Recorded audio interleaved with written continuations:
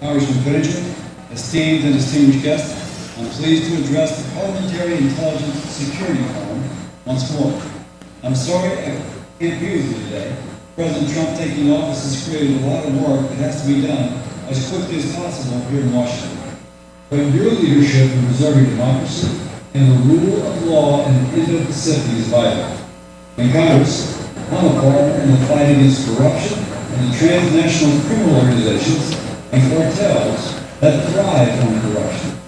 Many of these criminal organizations are funded by and have deep ties to the Chinese Communist Party. I cannot but note that this conference is taking place in Manila, a city in a country where China's encroachment is an ever-growing threat. The geopolitical importance of the Philippines to both the freedom-loving world and to the Chinese Communist Party is quite evident.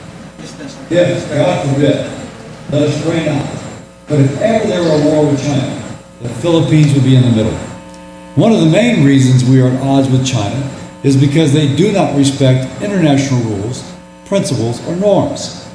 The values that every freedom-loving people in society accept, they disregard.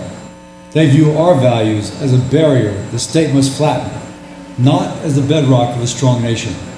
This is evident in their use of what has been called geostrategic corruption, designed to plunge the world into chaos.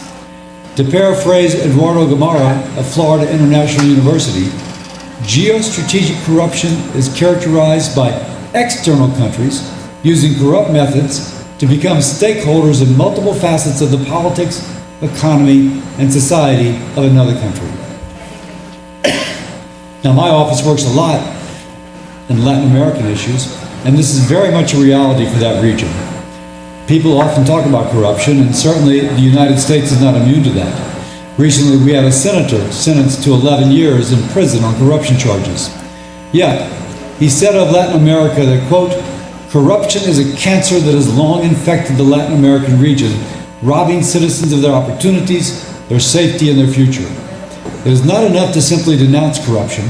We must take concrete action to punish those who engage in it and ensure that governments and institutions are held to the highest standards of transparency and accountability.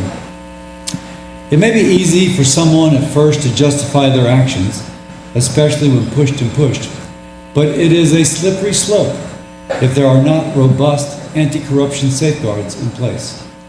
For example, my staff and I are required annually to take ethics training just to remind us of just what corruption can be. The final reminder usually is, after listing everything we cannot do, that one ought to avoid anything that might appear unethical as well. As public officials whose decisions impact millions, or tens of millions, or hundreds of millions of people, we must avoid even the appearance of corruption if we are to maintain the trust of our people. That is, because we hold these positions of public trust. And with that comes a responsibility to preserve that trust in our governments and our institutions. Now, it can be difficult. Maybe some of you are from countries where parliamentarians don't make a lot of money, or you're suddenly faced with an illness or a family problem. But let me emphasize, those are the people the Chinese Communist Party targets. In some cases, the Chinese influence is a willingness to help secure a special project, or to influence over critical infrastructure in exchange for a price.